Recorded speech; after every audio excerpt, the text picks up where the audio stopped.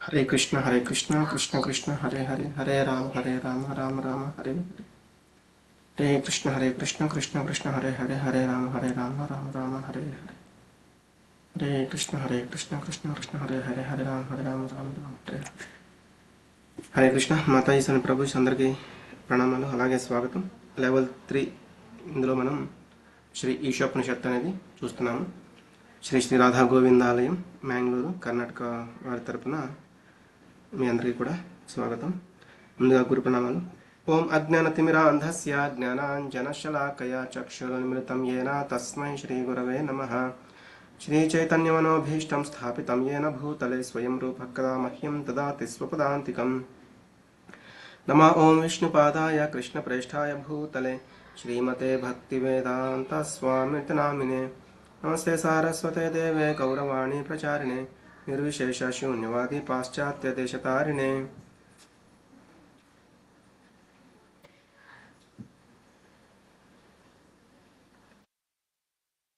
हे कृष्ण करुणा सिंधो दीनबंधो जगत्पते गोपेश गोपिका कांता राधा कांत नमोस्तुते तप्त कांचन गौरांगी राधे वृंदावनेश्वरी वृषभानुसुते देवी प्रणमामि हरे प्रिये वाञ्छाकल्पतरुभ्यश्च कृपा सिन्धुभ्य एव च पतितानां पावनेभ्यो वैष्णवेभ्यो नमो नमः जय श्री कृष्ण चैतन्य प्रभु नित्यानंद श्री अद्वैत गदाधर श्रीवासादि गौरभक्तवृंद हरे कृष्ण कृष्ण कृष्ण हरे हरे हरे राम राम राम हरे हरे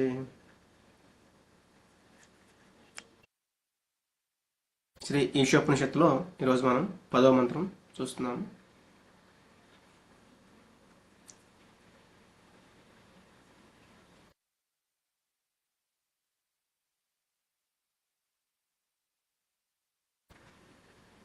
హరే కృష్ణ.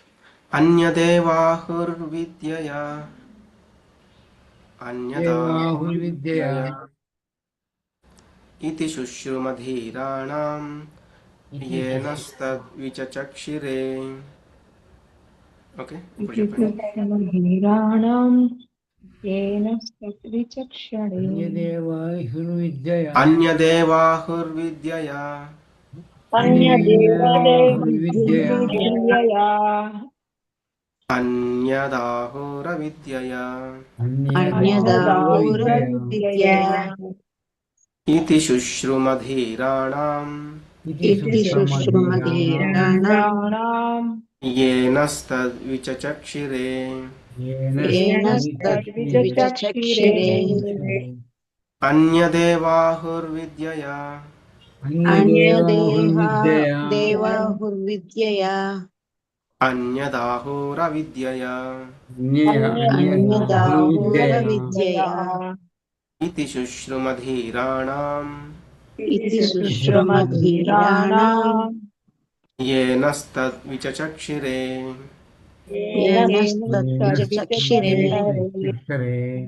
హరే కృష్ణ. మాధుని నిలుపు మాతాజీ చదవండి. హరే కృష్ణ ప్రభు. అన్యదేవాహుర్విద్యయా అన్యదాహురవిద్యయా ఇతి శుశ్రుమధీరాణం ఏనస్తద్విచక్షిరే. హరే కృష్ణ ప్రభు.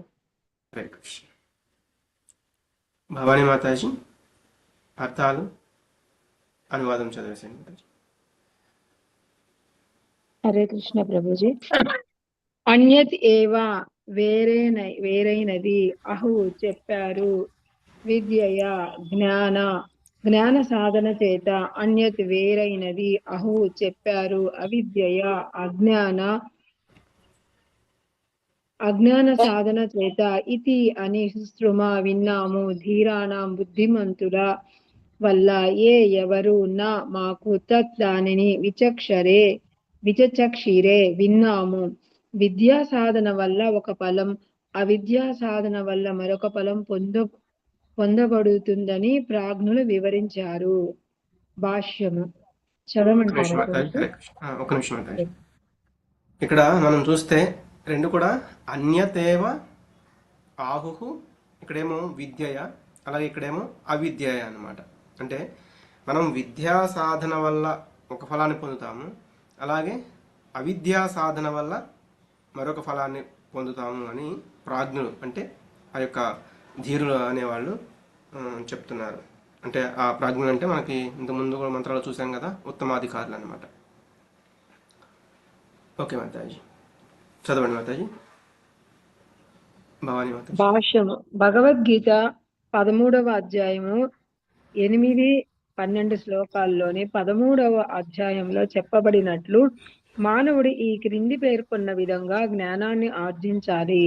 ఒకటి, ఒక నిమిషం మానవుడు మాతాజీ. హరే కృష్ణ. అక్కడ 13వ అధ్యాయంలో 8 నుంచి 12 శ్లోకాలు ఏం చెప్తున్నాయంటే, అమానిత్వమదంభిత్వం అహింసా క్షాంతిరాజ్యవం ఆచార్యోపాసనం శౌచం స్థైర్యమాత్మ వినిగ్రహః ఇంద్రియార్థేషు వైరాగ్యం అనహంకార ఏవ చ జన్మ మృత్యుజరా వ్యాధి దుఃఖదోషానుదర్శనం ఆసక్తిరనభిష్వంగః పుత్రదార గృహాదిషు నిత్యం చ సమచిత్తత్వం సమచిత్తత్వం ఇష్టానిష్టోపపత్తిషు మయి చానన్యయోగేన భక్తిరవ్యభిచారిణి వివిక్త దేశ సేవిత్వం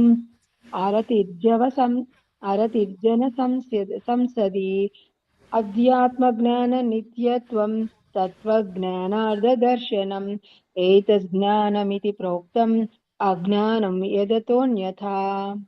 హరే కృష్ణ. ధన్యవాదాలు మాతాజీ. అక్కడ మనకి ఈ 4 శ్లోకాలు అంటే 5 శ్లోకాలు అనేవి 8 నుంచి 12 శ్లోకాలు ఈ శ్లోకాలు అనమాట. ఈ శ్లోకాల్లో జ్ఞానం గురించి ఇవ్వబడిన కొన్ని అంశాలు అనేవి అక్కడ ఇవ్వడం జరిగింది. ఇక్కడ వాటికి రిలేటెడ్గా మనకి ఇక్కడ ఈ యొక్క అంశాలు అనేవి చెప్తున్నారు. ఓకే, ఒక్కొక్క చదవండి మాతాజీ. మొదటిది, మానవుడు తాను సంపూర్ణ సభ్యతను అలవరుచుకొని ఇతరులకు తగిన గౌరవం ఇవ్వడం నేర్చుకోవాలి. అంటే మనం ఏంటంటే మనం సంపూర్ణమైన సభ్యతను నేర్చుకోవాలి. అంటే ఏది చెయ్యాలి, ఏది చెయ్యకూడదు, ఇటువంటివి అనమాట. అందుకే ఇక్కడ దాన్ని అమానిత్వం అంటే వినయం కలిగి ఉండాలి అనేది భగవద్గీత మనకి ఆ 4-5 శ్లోకాల్లో కూడా చెప్తున్నారు అనమాట. అంటే అమానిత్వం కలిగి ఉండాలి, వినయంతో ఉండాలి. వినయం అంటే కూడా మనం తెలుసుకున్నాం కదా, ఆధ్యాత్మిక వినయం అనేది ఉంటే అది నిజమైన వినయం అవుతుంది. మనం భౌతికంగా వినయం నటించినా కూడా అది నిజమైన వినయం అవ్వదన్నమాట. నెక్స్ట్ మాతాజీ. 2, కేవలము పేరు ప్రతిష్టల కోసం మాత్రమే ధర్మపారాయణుడిగా నటించరాదు. దీన్ని ఏమంటున్నారంటే అదంబిత్వం. అంటే మనం గర్వం లేకుండా ఉండాలి. అంటే ఇది చేస్తే నాకు పేరు వస్తుంది, దానివల్ల నాకు అంటే ఆ గర్వాన్ని చెప్పుకోవడం అనమాట. ఆ ప్రైడ్ అనేది ఉండకూడదు, అది అదంబిత్వం అనమాట. అంటే ధర్మాన్ని అడ్డం పెట్టుకుని వాళ్ళ యొక్క పేరు ప్రతిష్టల కోసం ప్రయత్నం చేయడం అనేది కూడా కరెక్ట్ కాదని చెప్తున్నారు. ఓకే మాతాజీ. నెక్స్ట్. 3, దైహికములైన పనుల వల్ల కానీ మానసికము గాను మాటల వల్ల గాని ఇతరులకు ఆందోళన కలిగించరాదు. ఇక్కడ అహింస అనమాట. మనం అక్కడ ఈ శ్లోకాలు కూడా మీరు చూస్తూ ఉండండి 13వ అధ్యాయంలో. దానికి బట్టి కొన్ని రిలేటెడ్గా వస్తూ ఉంటాయి అనమాట. అంటే ఇక్కడ ఈ 3వది ఏంటంటే అహింస అనమాట. అంటే ఆత్మను తన యొక్క సహజమైన స్థితిని పొందకుండా మనం ఆపడం ఏదైతే ఉందో అది హింస. మనం ఈ హింస అంటే ఏమనుకుంటామంటే ఎవరినో చంపడమో లేకపోతే గాయపరచడమో అది హింస అనుకుంటాము. కానీ ఒక్కొక్కసారి వాళ్ళని ఇక్కడ ఏం చెప్తున్నారు, మన యొక్క పనుల వల్ల కానీ మానసికంగా కానీ మన యొక్క మాటల వల్ల కానీ వాళ్ళకి కనుక ఆందోళన కలిగిస్తే అది కూడా హింసే అవుతుంది.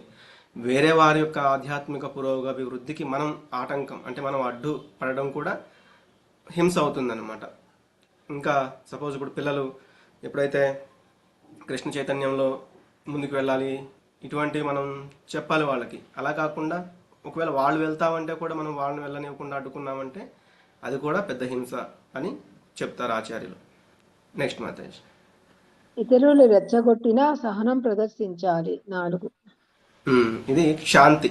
శాంతి అంటే సహనం. అందుకే మనం చైతన్య మహాప్రభు చెప్తారనమాట, అమానిన మానదేన కీర్తనీయ సదా హరిహి అని.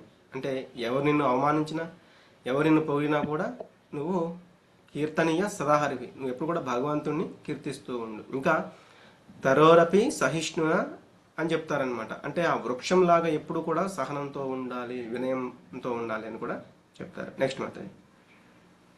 ఇతరులతో వ్యవహరించేటప్పుడు ద్వంద్వ వైఖరిని మానుకోవాలి. ఇది కూడా మనం ఎప్పుడు చేస్తూ ఉండేదన్నమాట.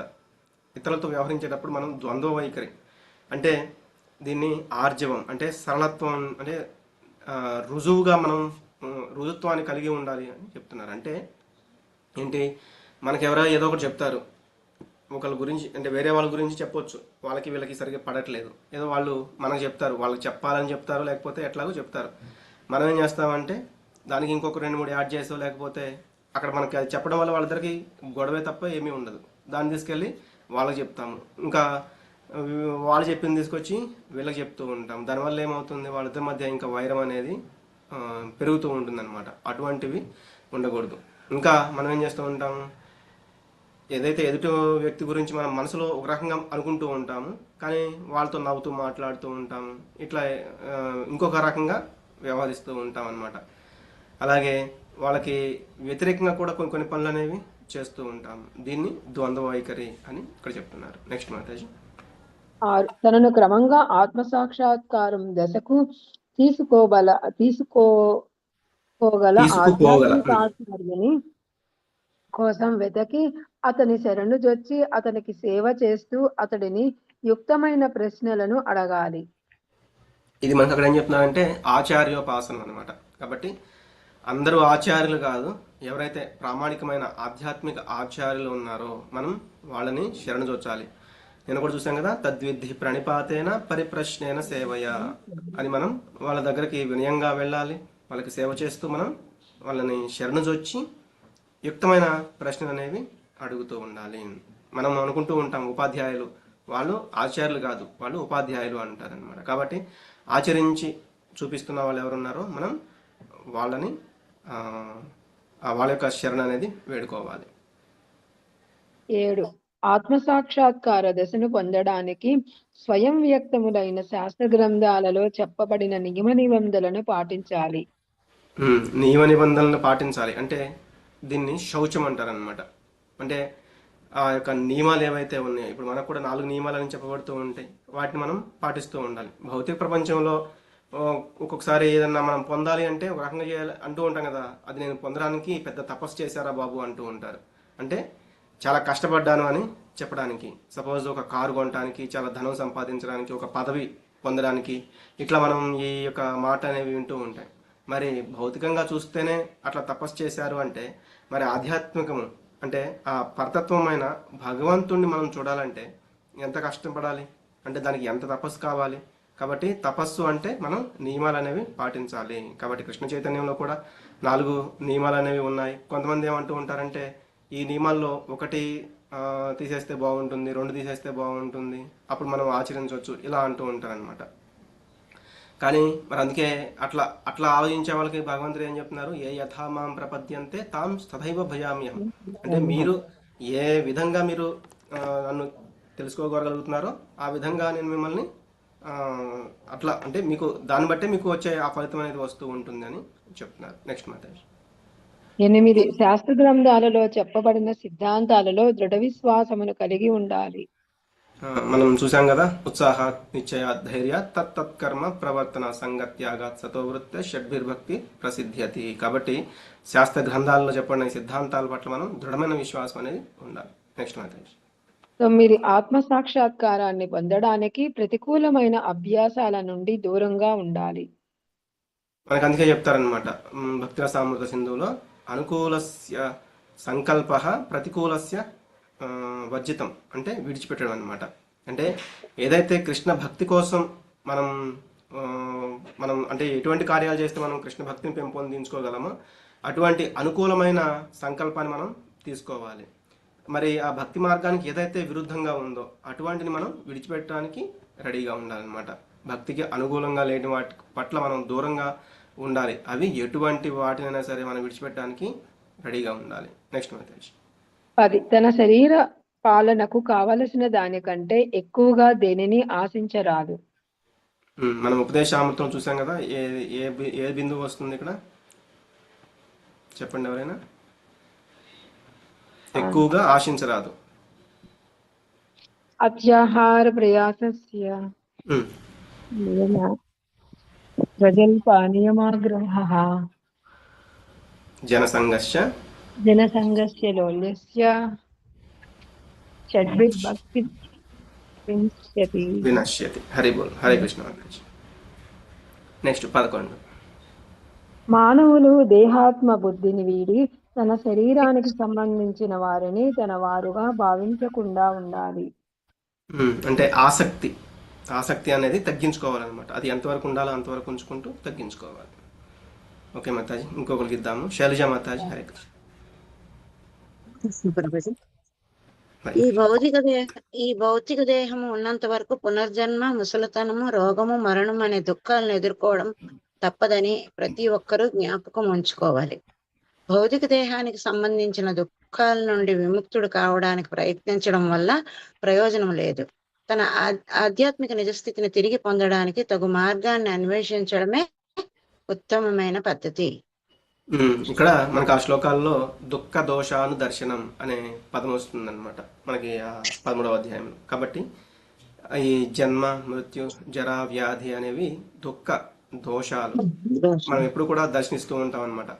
ఎటువంటివి చేస్తూ ఉంటే ఆధ్యాత్మిక స్థితిని మనం మర్చిపోయి మనం ఎప్పుడు కూడా ఈ భౌతికమైన విషయాల గురించి ఆలోచిస్తూ ఉంటే మనం ఎప్పుడు కూడా వాటిని దర్శిస్తూ ఉంటాం. నెక్స్ట్ ఆధ్యాత్మిక పురోభివృద్ధికి అవసరమైన జీవితావసరాల కంటే ఎక్కువ వాటి మీద ఆసక్తి చూపరాదు. స్వయం మనకేంటంటే ఈ యొక్క భారతదేశంలో మన యొక్క నిజమైన పురోభివృద్ధి ఏంటి అంటే అది ఆధ్యాత్మికతమైన అంశాలు అనేవి ఇక్కడ మనకి చాలా ఈజీగా అన్ని కూడా పొందవచ్చు అన్నమాట. అందుకే భారతదేశము ఆధ్యాత్మిక దేశం అని చెప్తూ ఉంటారు. నెక్స్ట్ మాట.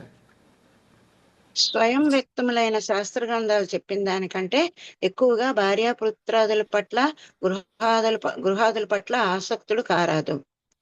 ఎస్ మాతాజీ. కాబట్టి ఆ ఆసక్తి అనేది ఎంతవరకు, ఎంత వయసు వరకు, లేకపోతే బంధువుల పట్ల, లేకపోతే మన కుటుంబ సభ్యుల పట్ల, ఇది ఎంతవరకు అంతవరకు మనం అటు పెట్టుకోవాలి. తర్వాత ఆసక్తి అనేది తగ్గించుకోవాలి. ఇదంతా కూడా శాస్త్రాల్లో చెప్పబడుతుంది. నెక్స్ట్ మాతాజీ.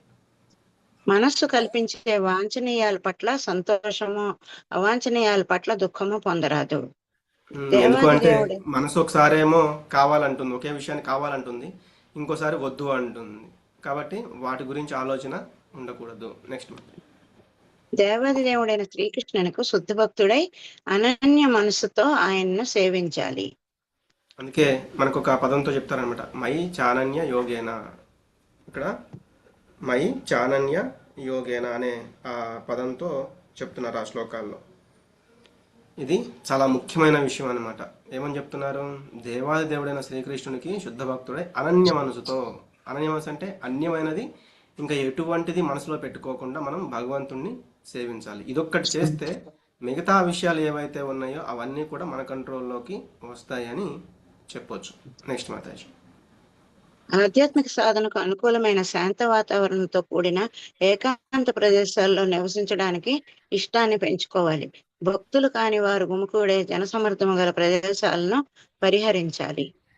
ఇక్కడ దీన్ని వివిక్త దేశ సేవిత్వం అరతిర్జన సంసది అని చెప్తున్నారు. అంటే ఏకాంత ప్రదేశం అంటే ఏంటి?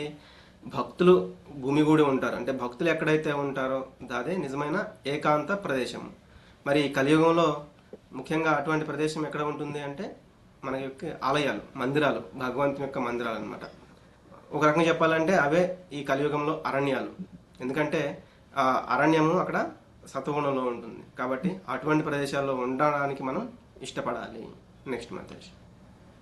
భౌతిక జ్ఞానము మరణంతో అంతరిస్తుందని, ఆధ్యాత్మిక జ్ఞానము శాశ్వతమైందని గుర్తించి విజ్ఞానవేత్తగా, తత్వవేత్తగా ఆధ్యాత్మిక జ్ఞాన విషయంలో పరిశోధన చేయాలి. కాబట్టి ఆధ్యాత్మిక జ్ఞాన నిత్యత్వం, తత్వజ్ఞానార్థ దర్శనం అని చెప్తున్నారు మనకి ఆ శ్లోకంలో. కాబట్టి భౌతిక జ్ఞానం ఏంటి? ఎప్పుడైతే ఈ దేహం మరణిస్తుందో, ఈ దేహం అనేది అంతరిస్తుందో, అంటే అక్కడికి ఆ దేహంలో ఉన్నప్పుడు పిహెచ్డి చేసినా కూడా తర్వాత జన్మలో ఏమవుతుంది? ఆ పిహెచ్డి మళ్ళీ చేయాల్సిందే మొదటి నుంచి. కానీ ఆధ్యాత్మిక జ్ఞానం అనేది ఈ దేహం నశించిన తర్వాత కూడా మనకి తర్వాత దేహంలో కొనసాగుతూ ఉంటుంది. అందుకే మనం చూస్తూ ఉంటాం, కొందరు ఏంటంటే చిన్న వయసులోనే చాలా భక్తిలో ఉంటూ మనకు కనిపిస్తూ ఉంటారు. ఎందుకంటే వాళ్ళకి ఆ పూర్వజన్మలో ఆల్రెడీ ఇటువంటివి కొంత సాధన అనేది చేయగలిగారు కాబట్టి. లేకపోతే ఇటువంటివి సాధ్యం కాదు. ఇదంతా కూడా విద్యా సాధన ఫలము అని చెప్తున్నారు. వీటికి అన్యమైనదంతా కూడా మళ్ళీ ఏంటి? అవిద్య. కానీ మనం చూస్తే ఇప్పుడు ఉన్నదంతా, ఇప్పుడు జరుగుతున్నదంతా, ఇక్కడ మనం చూసేదంతా కూడా ముఖ్యంగా ఎక్కువగా అవిద్యే ఉంటూ ఉంటుంది. ఇంకొకటి ఏంటంటే అవిద్యకి అభ్యాసం అనేది అవసరం లేదు, కానీ ఇప్పుడేంటి ఆ అవిద్య కోసం ఎక్కువగా అభ్యాసం అనేది చేస్తూ ఉన్నారు. కాబట్టి ఈ భౌతిక జ్ఞానం మరణంతో అంతరిస్తుంది, ఆధ్యాత్మిక జ్ఞానం శాశ్వతమైందని గుర్తించడం అంటే మనకి భగవద్గీతలో ఒక శ్లోకం ఉంది కదా, ఎవరైనా చెప్తారా? అంటే మనం ఈ దేహం విడిచిపెట్టినప్పుడు ఇక్కడ ఎంతైతే సంపాదించేదంతా కూడా అంతరించిపోతుంది. నేహావిక్రమనాశోస్తి ప్రత్యవాయున విద్యతే స్వల్పమప్యస్య ధర్మస్య త్రాయతే మహతోపేయం. కాబట్టి మనం స్వల్పంగా ఆయన మన ధర్మం వైపు నుంచున్నాము అంటే అది మనకి తర్వాతి జన్మలో మనం అక్కడి నుంచి స్టార్ట్ చేస్తాం అనమాట.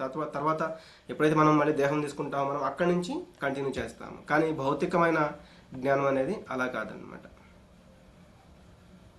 ఓకే మాతాజీ, ధన్యవాదాలు. నాగరత్నం మాతాజీ, హరే కృష్ణ.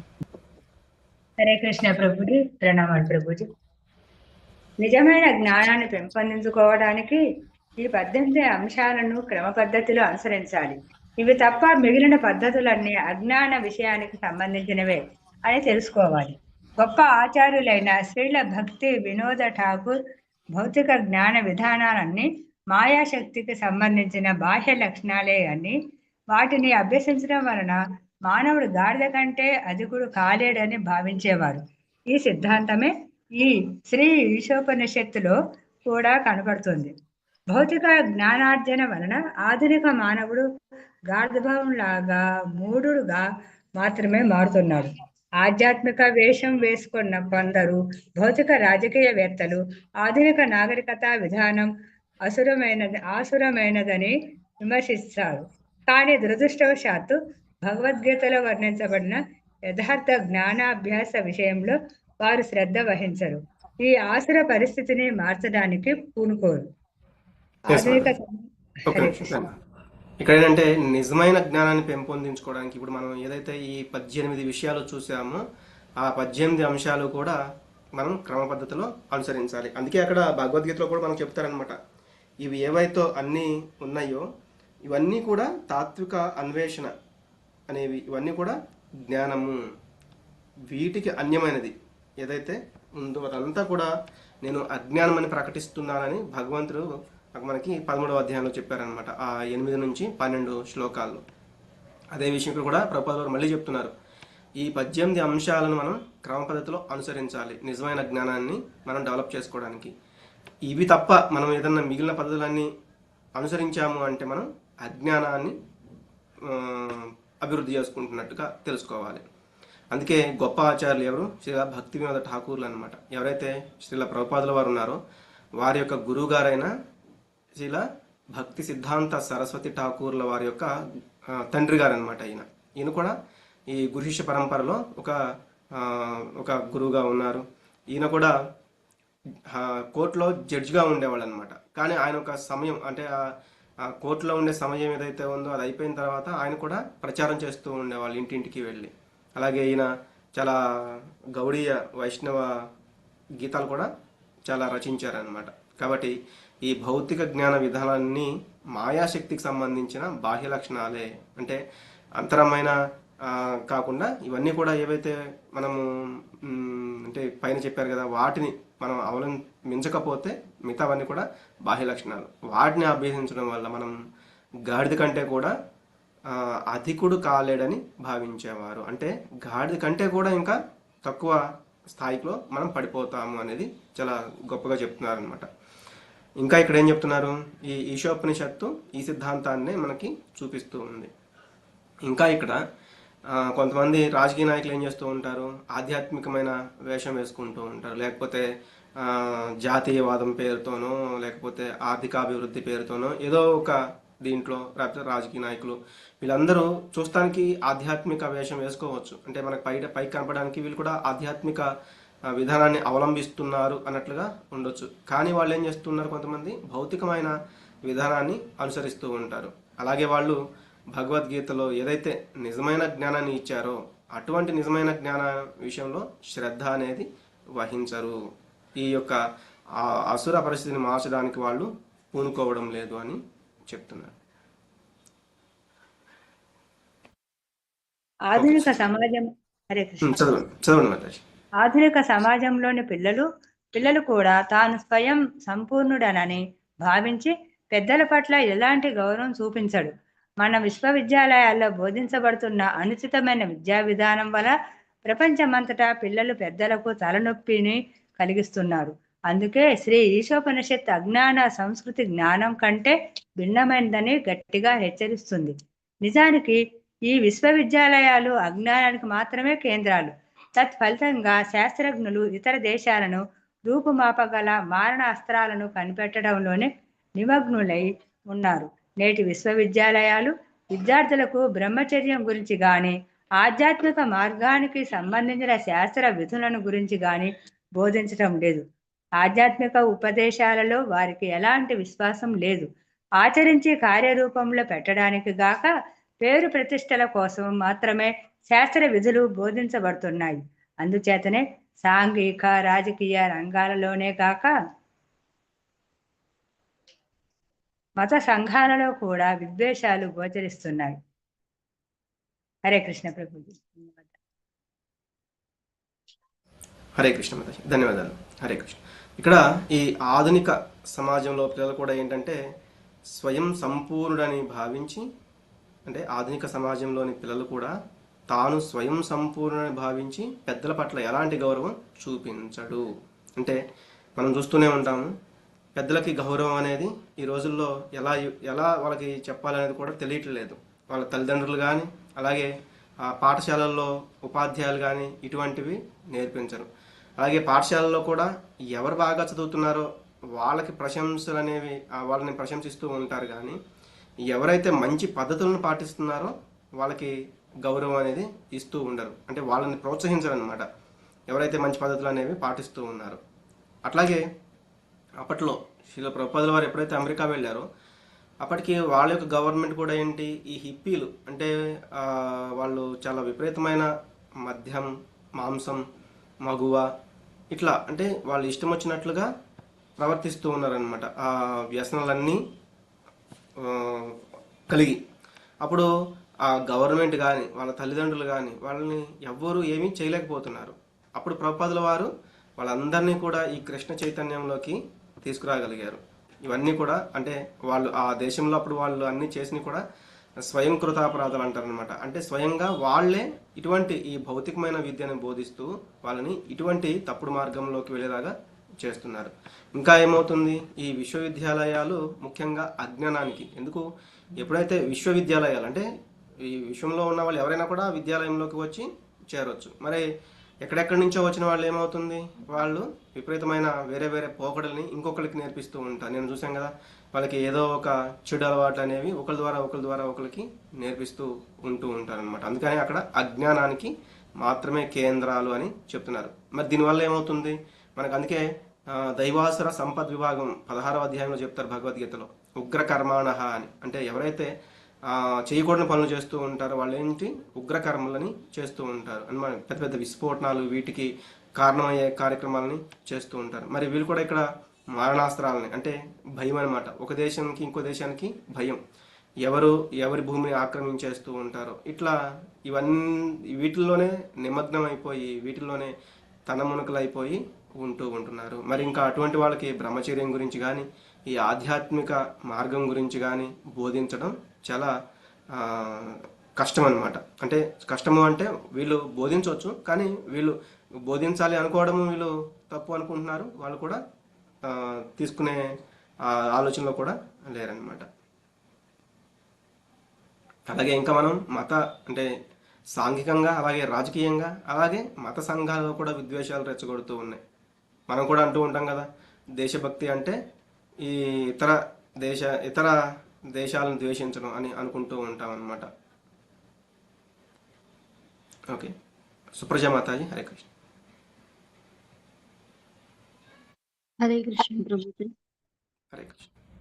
సామాన్య ప్రజలు అవిద్యను అభ్యసించడం వల్ల ప్రపంచంలోని వివిధ భాగాలలో యుద్ధోన్ముఖమైన దేశభక్తి భావం పెంపొందాయి. ఈ స్వల్ప భూభాగం అనంతమైన అంతరిక్షంలో ఇతర గ్రహాలతో పాటు తేలుతున్న జడ పదార్థమని ఎవరూ గ్రహించడం లేదు. విశాలమైన ఆకాశంతో దీనిని పోల్చి చూస్తే భూమి అనబడే ఈ జడ పదార్థం గాలిలో తేలే ఒక ధూళికణంతో సమానమైందని చెప్పవచ్చును. భగవంతుడు దయతో ఈ జడ పదార్థాన్ని స్వయం సంపూర్ణం చేశాడు గనుక అంతరిక్షంలో తేలుతూ ఉండడానికి అవసరమైన హంగులన్నీ సమకూర్చబడి ఉన్నాయి. ఈనాటి అంతరిక్ష నౌకలను నడిపేవారు తాము సాధించిన విజయాలను గురించి ఎంతగానో గర్వించవచ్చును. కాని వారు ఇంతకంటే పెద్దవి మహా విశాలమైనవి అయిన గ్రహాలను అంతరిక్ష నౌకలను నడిపించే పరమ సంచాలకుణ్ణి గురించి, పరమ పురుషుణ్ణి గురించి ఆలోచించడం లేదు. ధన్యవాదాలు మాతాజీ. హరే కృష్ణ. ధన్యవాదాలు ప్రభుజీకి. కాబట్టి ఇక్కడ సామాన్య ప్రజలు అవిద్యని అభ్యసించడంలోనే ఉండిపోయారు. మరి ఆ అవిద్య అంటే ఏంటి? ఇందాక చెప్పుకున్నాం కదా, మనకి దేశభక్తి అంటే ఏంటి? ఇతర దేశాలని ద్వేషించడం అని అనుకుంటూ ఉంటాం. అందుకే యుద్ధోన్ముఖమైన దేశభక్తి అంటే ఎప్పుడు కూడా ఏంటంటే ఇతర దేశంతో ఎట్లా యుద్ధంలో మనం రెడీగా ఉండాలి అనేది ఆలోచిస్తూ ఉంటాం అన్నమాట. మరి మనం బయట కూడా చూస్తూ ఉంటాం, దేవుడి యొక్క అంటే ఇందాక చూసాం కదా, ఇక్కడ మత సంఘాల్లో కూడా విద్వేషాలు. అంటే వాళ్ళ యొక్క దేవుణ్ణి, అంటే వాళ్ళు నమ్మే దేవుడు ఎవరైతే ఉన్నారో ఆ దేవుడి యొక్క కీర్తిని పొగుడుతూ ఉండడానికి మన యొక్క దేవీ దేవతలను కానీ భగవంతుడిని కానీ దూషిస్తూ ఉంటారు. దీనంతా ఏమని చెప్తూ ఉంటారంటే మూర్ఖత్వం అన్నమాట ఇదంతా కూడా. ఎందుకు అంటే ఇక్కడ చెప్తున్నారు కదా, ఎన్నో బ్రహ్మాండాలు ఉన్నాయి. భగవంతుని యొక్క శ్వేత రంధ్రాల్లో నుంచి ఎన్నో బ్రహ్మాండాలు అనేవి వస్తూ ఉన్నాయి. అందులో మనం ఉన్న దేశం చాలా చిన్నది. మళ్ళీ అందులో కూడా మనం ఉన్న ప్రదేశం అంటే జడమైనది అని చెప్తున్నారు. అందుకే ఇదంతా కూడా జడమైనది అనమాట. ఇదంతా కూడా చాలా చిన్న ప్రదేశం. ఇంకా భూమిని ఒక ధూళి కణంతో పోలుస్తున్నారు. మరి దానికి ఆ శక్తి కూడా ఎవరిచ్చారు? భగవంతుడే. అది కూడా మనం 7వ అధ్యాయంలో చూసాం భగవద్గీతలో. మరి భౌతిక జగత్తు ఉద్భవించడానికి కానీ కారణం ఏంటి అంటే మనం ఇంద్రియ భోగం అనేది మనం కోరుకున్నాం కాబట్టి మన కోసం, అలాగే వాటిని తీర్చుకోవడానికి మనం ఇక్కడికి వస్తూ ఉంటాం. మళ్ళీ ఆ కోరికలు అనేవి తీరవు అని తెలుసుకుని అప్పుడు మనం మళ్ళీ భగవంతుడికి శరణాగతి పొందడానికి ఈ యొక్క భూమి, జలము, అగ్ని, వాయువు, ఆకాశం ఇట్లా ఈ 5 పంచమహాభూతాలని మనకి 7వ అధ్యాయంలో చెప్తారు కదా, అపరాశక్తి అదంతా కూడా నిర్మితమై ఉంటుంది. దాన్ని మనం అనుభవించడానికి ఇక్కడికి వస్తాము. మళ్ళీ అది మనం అనుభవించలేము, లేకపోతే ఎంత అనుభవించినా మన కోరికలు అనేవి తీరవు అని తెలుసుకున్నప్పుడు మళ్ళీ మనం భగవంతునికి శరణాగతి అవుతూ ఉంటాం అన్నమాట. అప్పుడు మనకి భగవంతుడు దయతో ఈ జడ పదార్థాన్ని నిర్మించి ఇచ్చారు. అవన్నీ కూడా ఎలా అంతరిక్షంలో తేలుతూ ఉన్నాయి అవన్నీ కూడా. అందుకే మత్తపర్తరం నాణ్యత కించిదస్తి ధనంజయ మైసర్వమిదం ప్రోతం సూత్రే మణిగణాయు అని చెప్పారు. అంటే ఆ గ్రహాలన్నీ కూడా వాటి యొక్క కక్షలో తిరుగుతూనే ఉన్నాయి. అందుకే ఇక్కడ అంతరిక్షంలో తేలుతూ ఉన్నాయని చెప్తున్నారు.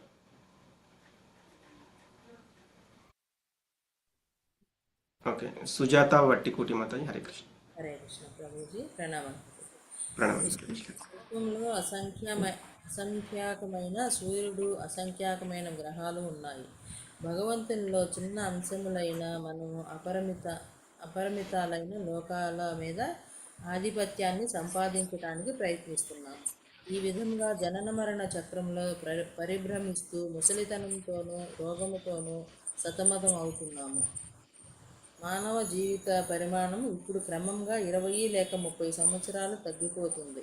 నిజానికి అది 100 సంవత్సరాలు ఉండటానికి ఉద్దేశించబడింది.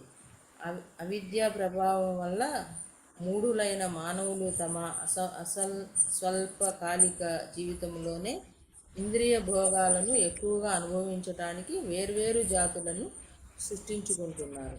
అలాంటి మూఢులు తమకు సాధ్యమైనంత ఎక్కువగా దేశాలు హద్దులను నిర్ణయించడానికి అనేక పథకాలను పన్నుతున్నారు. ఇది చాలా పరిహాసాస్పదమైన విషయం. ఈ ప్రయోజనం కోసం ప్రతి దేశము ఇతర దేశానికి ఆందోళన హేతువుగా తయారవుతుంది. దేశం శక్తిలో సగం కంటే ఎక్కువ భాగము రక్షణ శాఖ కోసం ఉపయోగపడుతూ స్వర్ణమయమైపోతుంది. జ్ఞానాన్ని కోవాలని ఎవరికీ శ్రద్ధ లేదు. అయినప్పటికీ మానవులు తమ భౌతిక జ్ఞానములోని ఆధ్యాత్మిక జ్ఞానములోని ప్రగతి సాధిస్తున్నట్లు విద్యా గర్వాన్ని పొందుతున్నారు. ధన్యవాదాలు మాతాజీ. హరే కృష్ణ. ధన్యవాదాలు ప్రభుజీ. ఇక్కడ కూడా మనం చూస్తే విశ్వంలో అనేకమైన సూర్యులు ఉన్నారు, చాలా గ్రహాలు ఉన్నాయి. మనం 11వ అధ్యాయంలో ఎప్పుడైతే భగవంతుడు విశ్వరూపం చూపించారో అక్కడ అర్జునుడు చెప్తారనమాట, ఎన్నో ఎన్నో సూర్యులు, ఎన్నో ఎన్నో చంద్రుళ్ళు నేను మీ యొక్క ముఖంలో చూస్తున్నాను అని. మరి భగవంతుల్లో చిన్న అంశ అయిన మనం అపరిమితాలైన లోకాల మీద ఆధిపత్యాన్ని సంపాదించడానికి ప్రయత్నం చేస్తున్నాం. మరి అంతే కదా, ఈ రోజుల్లో ఏం చేస్తున్నారు, చంద్రుడి మీదకి వెళ్ళాలి, అక్కడ కూడా ఇల్లు కట్టుకోవాలి, అక్కడ కూడా ఒక కాలనీలు ఏర్పాటు చేయాలి. కాబట్టి తద్వారా ఏంటి, మనం ఇంకొక గ్రహం మీద ఆధిపత్యం అనేది చెలాయించాలని చూస్తూ ఉన్నాం. కాబట్టి మనకు ఉన్న ఈ స్వల్ప సమయంలోనే నేనే భోగించాలి, నేను ఇంకా ఇంకా భోగించాలి. ఇందులో కూడా పోటీ అనమాట. అంటే ఆ దేశం వాడు ఎక్కువ భోగిస్తున్నాడు, లేదు లేదు నేను భోగించాలి, లేకపోతే మా దేశమే ముందుండాలి భోగించడంలో, ఇట్లా ఆలోచిస్తూ ఉన్నారనమాట. కానీ మన యొక్క స్వల్పం అంటే అందుకే ఇక్కడ 20,30 సంవత్సరాలు తగ్గిపోతూ ఉంది మానవ జీవిత పరిమాణం. అంటే చిన్న చిన్న వాళ్ళకే చాలా చాలా డిసీజులు ఇవన్నీ కూడా వస్తూ ఉన్నాయి. మామూలుగా అయితే 100 సంవత్సరాలు అనేది ఉద్దేశించబడింది, కానీ ఇది చాలా స్వల్పంగా ముగిసిపోతూ ఉంది. ఎందుకు, ఇంద్రియ భోగాలను ఎక్కువగా అనుభవించడానికి వేరువేరు జాతులను సృష్టించుకుంటున్నారు. అంటే మనం చూస్తూ ఉంటాం కదా, ఒక దేశాన్ని చిన్న చిన్న రాష్ట్రాలుగా విభజించేస్తూ ఉండడం, ఆ చిన్న చిన్న రాష్ట్రాలు మళ్ళీ చిన్న చిన్న నియోజకవర్గాలుగా విభజించేస్తూ ఉండడం. అట్లా ఎందుకు అంటే ముఖ్యంగా వాళ్ళు ఎందుకు ఇదంతా చేస్తూ ఉంటారంటే ఆ రాజకీయ నాయకులు వాళ్ళ యొక్క నిరుద్యోగం అనమాట. రాజకీయ నాయకుల యొక్క నిరుద్యోగం పెరిగిపోవడం వల్ల మరి వాళ్ళకి పదవులు కావాలి. వాళ్ళకి పదవులు కావాలంటే అట్లీస్ట్ నేను దీన్ని పరిపాలిస్తున్నాను, ఈ ప్రాంతాన్ని పరిపాలిస్తున్నాను అని చెప్పుకోవడానికి ఆయన ఏం చేస్తారు, నియోజకవర్గాలని విభజించి చేసేస్తూ ఉంటారనమాట. అంతా కూడా ఇంద్రియ భోగం గురించి, నాకు ఆ పదవి కావాలి, నేను దాన్ని అనుభవించాలి. అలాగే ఇంకా మనకి ఈ దేశ రక్షణ గురించి ఆలోచిస్తే ముఖ్యంగా మన యొక్క బడ్జెట్లో ప్రవేశపెట్టే బిల్లులో కూడా ఎక్కువగా ఈ దేశ సంరక్షణ కోసం ఎక్కువగా ఖర్చు చేస్తూ ఉంటారంట. ఎందుకు అంటే ఆందోళన, ఒక దేశం పట్ల భయం, అంటే ఆ దేశం వచ్చి మన మీద ఎప్పుడు దాడి చేస్తుందో, లేకపోతే ఎప్పుడు కూడా ఏమవుతుందో అనే ఆందోళన. ఇట్లా సరిహద్దులను కాపాడుకోవడానికి దేశాలన్నీ కూడా ప్రయత్నం చేస్తూ ఉన్నాయి. మనం కూడా చూస్తూ ఉంటాం, మన దేశం కూడా ఏదో ఒక అప్పుడప్పుడు కొన్ని ఇటువంటి ఈ మధ్యనే జరిగినాయి కదా, ఇటువంటివన్నీ కూడా అంటే భయపడుతూ ఉంటారు, ఆందోళన చెందుతూ ఉంటారు. అంటే మనం వాళ్ళ మీద దాడి చేసినా, వాళ్ళు మన మీద దాడి చేసినా కూడా ఇటువంటివి అన్నీ కూడా జరుగుతూ ఉంటాయి. ఇదంతా కూడా అజ్ఞానం వల్ల జరుగుతూ ఉంది. ఈశావాస్య సూత్రాన్ని ఎవరైతే తెలుసుకుంటారో ఇటువంటి అవసరమే ఉండదని అర్థం చేసుకోగలుగుతారు. సరోజిని మాతాజీ. హరే కృష్ణ. హరే కృష్ణ ప్రభుజీ. హరే కృష్ణ. దోషభూయిష్టమైన ఇలాంటి విద్యా విధానాన్ని గురించే శ్రీ ఈశోపనిషత్తు మనలను మందలిస్తుంది. భగవద్గీత యథార్థ జ్ఞానమును పెంపొందించడం కోసం ఉపదేశాలను ఇస్తుంది. ఈ మంత్రంలో విద్యా బోధనలు అంటే జ్ఞానం ధీరుల నుండి పొందాలనే సూచన ఉంది. భౌతిక మాయ వల్ల కలవరపడని వాడే ధీరుడు. సంపూర్ణంగా ఆధ్యాత్మిక సాక్షాత్కారాన్ని పొందితే కానీ కలత చెందకుండా ఉండగల శక్తి ఎవరికీ రాదు. దానిని పొందినప్పుడు వారు ఇక దేనికోసమైనా ప్రాకులాడడం కానీ దుఃఖించడం కానీ సంభవించదు. భౌతిక సంపర్కం వల్ల కాకతాళీయంగా పొందిన భౌతిక దేహాన్ని, మనస్సుని విజాతీయ అంశాలన్నీ గ్రహించి ధీరుడు ఉన్నంతలో ఉత్తమ ప్రయోజనం సాధించడానికి ప్రయత్నిస్తాడు. ధన్యవాదాలు మాతాజీ. హరే కృష్ణ. చదవనండి, చూద్దాం, నెక్స్ట్ వాళ్ళకి ఇద్దాం మాతాజీ. హరే కృష్ణ. కాబట్టి దోషభూయిష్టమైన ఈ విద్యా విధానం ఏదైతే ఉందో అంటే దోషాలతో కూడుకుని ఉందన్నమాట. దీన్నే మనకి శ్రీ ఈశోపనిషత్తు ఇటువంటి ఈ దోషభూయిష్టమైన దాని నుంచి మనల్ని మందలిస్తూ ఉంది. భగవద్గీత యొక్క యథార్థ జ్ఞానాన్ని పెంపొందించడం కోసం మనకి శ్రీ ఈశోపనిషత్తు ఉపదేశాలు ఇస్తుంది. ఈ మంత్రంలో విద్యా బోధనలు అంటే జ్ఞానం ఎవరి నుంచి, ధీరుల నుంచి పొందాలి అనేది సూచన. ఈ ధీరులు ఎవరు మనకి విన్నారా ఎక్కడన్నా మీరు, ధీరులు అనే పదం?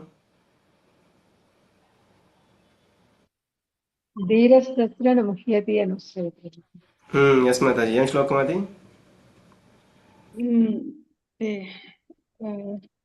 ధీరస్తత్ర న ముహ్యతి. అటువంటి ధీరుడు చెప్తాను ప్రభుజీ. వ్యవరం చేయాలని వస్తుంది ప్రభుజీ. ప్రభుజీ ఫస్ట్ సంపన్నే బ్రాహ్మణే గవిహస్తినే. కాదు కాదు కాదు కాదు. రెండో అధ్యాయం రెండవ అధ్యాయం 11వ శ్లోకం ప్రభుజీ. కాదు 13 మాత్రస్పర్శ దేహినోస్మిన్ యదా దేహే కౌమారం జరా హరి బోల్. తదా శ్రీలత దేహాంతర మాతాజీ. ఎస్ మాతాజీ చెప్పండి. శ్రీలత మాతాజీ కంప్లీట్ చేయండి. హరే కృష్ణ ప్రభుజీ. దేహినోస్మిన్ యదా దేహే కౌమారం యవ్వనం జరా తదా దేహాంతర ప్రాప్తి ధీరస్తత్ర న ముహ్యతే. హరే కృష్ణ హరి ప్రభుజీ. బోల్. హరే ధన్యవాదాలు. కృష్ణ మాతాజీ. అందరూ చాలా బాగా ప్రయత్నం చేశారు. కాబట్టి భగవద్గీత యొక్క యథార్థ జ్ఞానం ఏంటి అంటే అదే అక్కడ చెప్తున్నారు కదా. ధీరుడు ఎప్పుడు కూడా మోహం చెందడు. దేంట్లో ఈ యొక్క దేహం తీసుకోవడం ఇదంతా కూడా ఎట్లా అయితే వస్త్రాలు మనం మార్చేస్తూ ఉంటాం, చినిగిపోయిన వాటన్నిటినీ కూడా అట్లాగే మనం శరీరాన్ని మారుస్తూ ఉంటాం. కాబట్టి ధీరుడు అటువంటి వాటి పట్ల ఎప్పుడు కూడా ఆందోళన చెందడనమాట. అదే నిజమైన జ్ఞానం. ఇంకా మనకి ఇంకొక చోట వస్తుంది ధీరుడు అనే పదం, మనం చూసాం కదా. ఇంకొకటి భగవద్గీతలో కాకుండా ఉపదేశామృతం.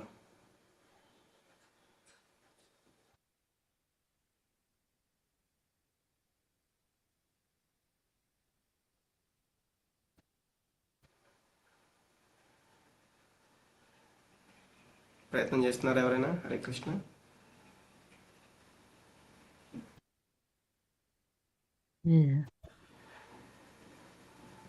సరే, శిష్యుల్ని పొందడానికి అతడు అర్హతను సాధించిన వాచో వేగం మనసు క్రోధ వేగం జిహ్వా వేగం ఉదరోపస్థ వేగం ఏతాన్ వేగాయో విషయేత ధీరః విషహేత ధీరః. కాబట్టి అతను ధీరుడు అనమాట. కాబట్టి ఎవరైతే వీటన్నిటిని కూడా 6 యొక్క వేగాలను నియంత్రిస్తున్నాడో అతడు ధీరుడు అని చెప్పారు కదా.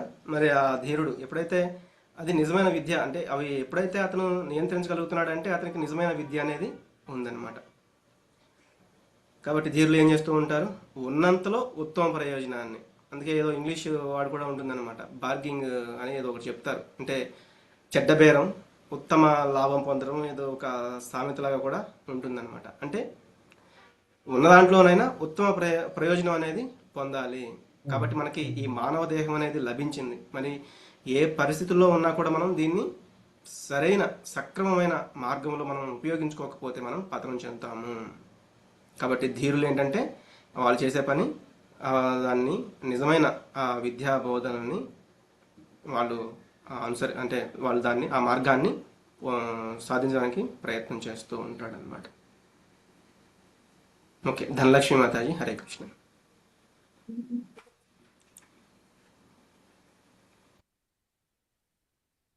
ధనలక్ష్మి మాతాజీ చదవండి. ఆధ్యాత్మిక జీవులకు మీ వాయిస్ నేను చదవనండి. సరోజిని మాతాజీ మీరు చదవలేదా? చదివాను ఒక పేరా చదివాను. ఓకే ఓకే మాతాజీ, ఇంకో వాళ్ళకి ఇద్దాము. లావణ్య కుమార్ ప్రభుజీ. హరే కృష్ణ. హరే కృష్ణ ప్రభుజీ. హరే కృష్ణ. ఆధ్యాత్మిక జీవులకు భౌతికమైన మనస్సు, దేహం నిష్ప్రయోజనమైనవి గానే కనిపిస్తాయి. జీవునికి సజీవమైన ఆధ్యాత్మిక ప్రపంచంలోనే నిజమైన ప్రయోజనాలున్నాయి. ఈ భౌతిక ప్రపంచం మృతప్రాయమైంది. సజీవమైన ఆధ్యాత్మిక స్త్రీలింగాలు మృత ప్రాయములైన జడ పదార్థాలను ఉత్తేజపరుస్తున్నంత వరకు మృతప్రాయమైనప్పటికీ ఈ ప్రపంచం సజీవంగా కనిపిస్తుంది. నిజానికి పరమ పురుషునిలోనే అంశలైన జీవాత్మలే ఈ ప్రపంచాన్ని నడుపుతున్నాయి. ధీరులు ఈ విషయాలన్నిటినీ ఉత్తమాధికారుల నుంచి విని తెలుసుకుంటారు. వారు శాస్త్ర విధులను పాటిస్తూ ఈ జ్ఞానాన్ని పొందుతారు. హరే కృష్ణ ప్రభు. హరే కృష్ణ. కాబట్టి అంటే ఇక్కడ ఏం చెప్తున్నారు? ఆధ్యాత్మిక జీవులకి భౌతికమైన మనస్సు, దేహము నిష్ప్రయోజనంగానే కనిపిస్తాయి. అందుకే మనకి అందుకే ఇక్కడ ఏం చెప్తున్నారు? ఈ భౌతిక ప్రపంచం మృతప్రాయమైనది. అందుకే దాన్ని జడ పదార్థము అంటారు. ఈ భౌతిక ప్రపంచం అంటే మనకి భగవద్గీతలో 7వ అధ్యాయంలో అపరయమితస్త్వన్యాం ప్రకృతిం విద్ధిమే పరాం అని చెప్తున్నారు. ఇదంతా కూడా ఈ భూమి, జలము, అగ్ని, వాయువు, భూమిరాపో జలో భూమిరాపో నలో వాయు కం మనో బుద్ధిరేవచ అహంకారం ఇతియమే భిన్నా ప్రకృతి రాష్ట్రద. ఏవైతే ఉన్నాయో ఇదంతా కూడా ముఖ్యంగా ఈ మనస్సు అయినా ఈ దేహం ఇదంతా కూడా వాటితోనే నిర్మితమై ఉందన్నమాట. మరి అవంతా కూడా మృతప్రాయమైన జడ పదార్థము. దీన్ని ఉత్తేజపరుస్తున్నంత వరకు అది మృతప్రాయమైనప్పటికీ ఈ ప్రపంచం సజీవంగా కనిపిస్తుంది. అంటే ఆధ్యాత్మిక స్ఫులింగాలు ఎప్పుడైతే ఈ జీవులు వాటిని చైతన్యం కలిగిస్తూ ఉంటారు కదా, మరి దేహంలోకి ఆత్మ వెళ్ళినప్పుడే దానికి చైతన్యం అనేది ఉంటుందన్నమాట. అవి మృతప్రాయమైనప్పటికీ కూడా ఈ ఆధ్యాత్మిక స్ఫులింగాలు వాటికి సజీవత్వాన్ని ఇస్తూ ఉన్నాయి. ఇవన్నీ కూడా మనం అందరం కూడా మళ్ళీ పరమపురుషుడు అంటే భగవంతుని యొక్క అంశలమే అని ఈ అన్ని జీవాత్మలే మరి ప్రపంచాన్ని కూడా నడిపిస్తూ ఉన్నాయని కూడా మనం భగవద్గీతలో చూసాము. ధీరులు ఈ విషయాలన్నింటినీ కూడా ఎవరి నుంచి వింటారు? ఉత్తమాధికారుల నుండి విని తెలుసుకుంటూ ఉంటారు. వారు శాస్త్ర విధులను పాటిస్తూ ఈ జ్ఞానాన్ని పొందుతారు. ఇంతకు ముందు మంత్రాల్లో కూడా మనం చూసాం. ఈ ఉత్తమాధికారుల నుండి మనం వినాలి. ఎవరి నుండి అంటే వారి నుండి వింటే మనం తప్పు మార్గం పడతాము అనేది కూడా చూసాం. స్వప్న మాతాజీ, హరే కృష్ణ. హరే కృష్ణ ప్రభుజీ. ప్రణామాలు ప్రభుజీ. హరే కృష్ణ. 11వ మంత్రము. శాస్త్ర విధులను అనుసరించడానికి ప్రామాణికుడైన ఆధ్యాత్మిక ఆచార్యుని ఆశ్రమం పొందాలి. ఆధ్యాత్మిక సందేశం, శాస్త్ర విధుల ఆధ్యాత్మికాచార్యుని నుండి శిష్యునికి లభిస్తాయి. అలాంటి జ్ఞానం అజ్ఞానంతో కూడిన హానికరమైన విద్యా విధానం నుండి లభించదు. వినయ విధేయతలతో ఆధ్యాత్మికాచార్యుడి నుండి శ్రవణం చేసిన వారు మాత్రమే ధీరులు కాగలుగుతాడు. ఉదాహరణకు దేవాది దేవుడైన శ్రీకృష్ణ భగవానుని నుండి అర్జునుడు వినయ విధేయతలతో శ్రవణం చేసినట్లుగా చేయాలి. కాబట్టి నిజమైన శిష్యుడంటే అర్జునుని వలె ఉండాలి. ఆధ్యాత్మికాచార్యుడు అంటే భగవంతుడి వలె లక్షణాలను కలిగి ఉండాలి. ధీరుల నుండి విద్యను అనగా జ్ఞానాన్ని అభ్యసించే విధానం ఇదే. ధన్యవాదాలు మాతాజీ. హరే కృష్ణ. హరే కృష్ణ. ప్రణామాలు ప్రభుజీ. ప్రణామాలు మాతాజీ. కాబట్టి మనం ఆధ్యాత్మిక ఆచార్యుని ఆశ్రయించాలి. చెప్పండి ఎవరెవరికి వచ్చు ఆ శ్లోకం? హరే కృష్ణ ప్రభుజీ. తద్విత్తి ప్రణిపాతేన పరిప్రశ్నేన సేవయా ఉపదేక్షంతి తే జ్ఞానం జ్ఞానిన తత్వదర్శినః ప్రభుజీ. ఎస్ మాతాజీ. నెక్స్ట్ ఇంకా అదే శ్లోకం ఇంకెవరికి వచ్చు చెప్పండి, పర్లేదు మాతాజీ.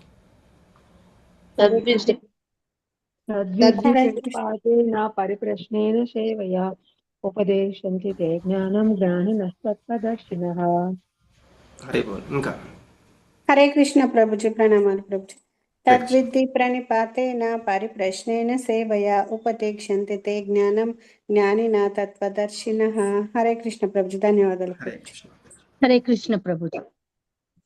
భగవద్గీత యథాతథము 4వ అధ్యాయము దివ్య జ్ఞానము 34వ శ్లోకం. తద్విద్ధి ప్రణిపాతేన పరిప్రశ్నేన సేవయా ఉపదేక్ష్యంతి తే జ్ఞానం జ్ఞానినస్తత్వదర్శినః. హరే కృష్ణ. ధన్యవాదాలు మాతాజీ. మిగతా వాళ్ళు ఇంకొక శ్లోకం అడుగుతాను చెప్తారు కానీ. కాబట్టి మనం వినయ విధేయతలతో ఆధ్యాత్మిక ఆచార్య నుండి మనం శ్రవణం చేసిన వాడు మాత్రమే అప్పుడు ధీరుడు కాగలుగుతాడు. మరి నిజమైన గురువు ఎవరు అంటే శ్రీకృష్ణ భగవాను నుండి మనం తెలుసుకోవాలి. అలాగే శిష్యుడు, ఉత్తమమైన శిష్యుడు అక్కడ కూడా అర్జునుడు గురించి చెప్తున్నారు. అటువంటి లక్షణాలు అనేవి కలిగి ఉండాలి. ఇందాక ఆ ధీరుడు గురించి చెప్పిన శ్లోకం అంటే ఇప్పుడు తద్విధి ప్రణిపాతి అని చెప్పిన వాళ్ళు కాకుండా మిగతా వాళ్ళు ఎవరైతే ఆ శ్లోకం వచ్చో వాళ్ళు చెప్పండి. దేహినోస్మిన్ ప్రభుజీ నేను చెప్తాను. ఒక్కొక్కరు చెప్పండి అంతే చెప్పండి. దేహే కౌమారం యవ్వనం జరా తదా దేహాంతర ప్రాప్తి ధీరస్తత్ర ముహ్యతే. హరే బోల్. హరే కృష్ణ. నెక్స్ట్ ఇంకా ధన్యవాదాలు ప్రభుజీ. దేహినోస్మిన్ యథా దేహే కౌమారం యవ్వనం జరా తదా దేహాంతర ప్రాప్తి ధీరస్తత్ర ముహ్యతే. ఇంకా ఎవరైనా? హరే కృష్ణ ప్రభుజీ. యథాతథము భగవద్గీత యథాతథము 2వ అధ్యాయం 13వ శ్లోకం.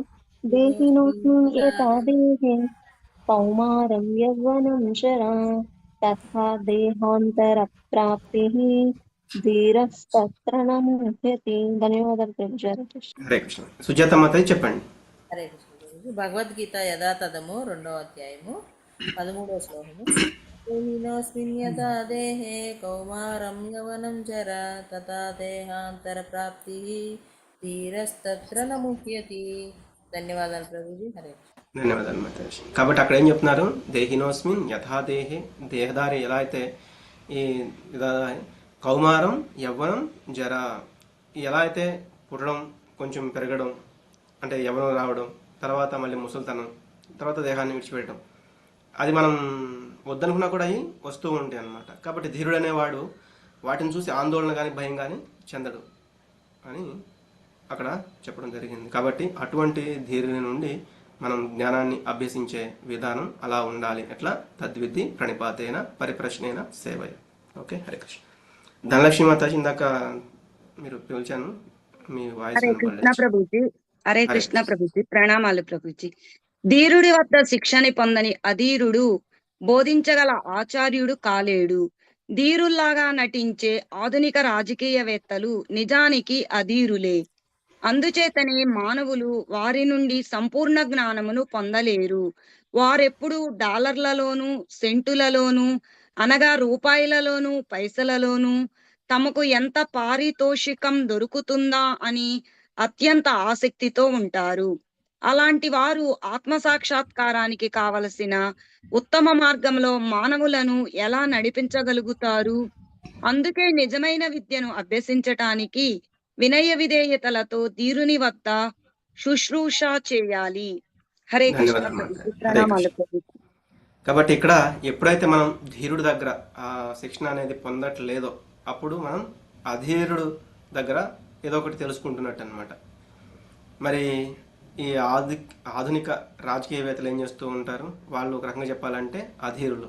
అటువంటి వాళ్ళు ఏదైతే చెప్తూ ఉన్నారో వాటిని పాటించే వాళ్ళంతా కూడా అజ్ఞానంలో ఉండిపోతూ ఉన్నారు. అందుచేత మానవులు వారి నుండి సంపూర్ణ జ్ఞానాన్ని పొందలేరు. ఎందుకంటే వాళ్ళు ఎప్పుడు కూడా ధనం ఎలా సంపాదించాలి, పదవి ఎలా సంపాదించాలి, వీటి గురించే వాళ్ళు ఆలోచిస్తారు. వాళ్ళ శిష్యులు కానీ వాళ్ళ కింద ఉండే వాళ్ళకు కూడా అటువంటి వాటి గురించే వాళ్ళు చెప్తూ ఉంటారు. మరి మనం భౌతిక విద్య గురించి చూస్తే ముఖ్యంగా మొత్తం కూడా వీటి గురించే వింటూ ఉంటాము. అలాంటి వారు ఆత్మ సాక్షాత్కారానికి కావలసిన ఉత్తమ మార్గంలో మరి మానవుల్ని ఎలా నడిపించగలుగుతారు? మనకి ఆత్మ సాక్షాత్కారానికి కావాల్సింది ఆధ్యాత్మిక జ్ఞానం. మరి అది ఈ యొక్క ఎప్పుడు కూడా ఈ డాలర్లలోను అంటే రూపాయలు, పైసలు ఇట్లా అంటే ధనం గురించి ఆలోచించే వాళ్ళలో అది మనం చూడాలనుకోవడం కష్టం అన్నమాట. కాబట్టి నిజమైన విద్యను అభ్యసించడానికి వినయ విధేయతలతో ధీరుని వద్ద శుశ్రూష అనేది చేయాలి అనేది ముఖ్యంగా ఈ 10వ మంత్రంలో మనకి చెప్తున్నారు. అంటే మనం ముఖ్యంగా ఏం తెలుసుకోవాలి?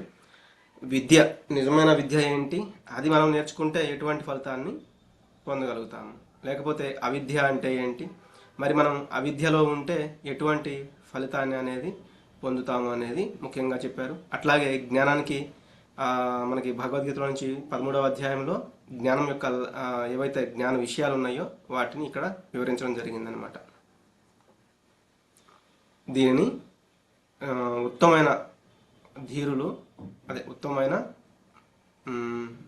మనకి మధ్యమాధికారి, ఉత్తమాధికారి అంటే ఉత్తమాధికారి నుంచి మనం తెలుసుకోవాలి. వాళ్ళ నుంచి మనం శుశ్రూష అంటే వినడం, వాళ్ళ నుంచి మనం ఆచరించడం అనేది నేర్చుకోవాలి అనేది ముఖ్యంగా ఈ యొక్క మంత్రంలో చెప్తున్నారు. రేపు మనం 11వ మంత్రం చూద్దాము. ఈరోజు ఇక్కడితో విరామం తీసుకుందాము. వాంఛాకల్పతరుభ్యశ్చ కృపా సింధుభ్య ఏవ చ పతితానాం పావనేభ్యో వైష్ణవేభ్యో నమో నమః. అనంతకోటి వైష్ణవ బృంద్ की जय. నమాచార్య శ్రీల హరిదాస్ ఠాకూర్ की जय. పతిత పావన శ్రీ ప్రభుపాద్ की जय. హరే కృష్ణ మహామంత్రానికి జయ. శ్రీమద్ భగవత్ గీత భాగవత గ్రంథాలకి జయ. శ్రీ ఈశోపనిషత్ की जय. హరే కృష్ణ కృష్ణ కృష్ణ హరే హరే, హరే రామ రామ రామ రామ హరే కృష్ణ ప్రభు. ధన్యవాదాలు.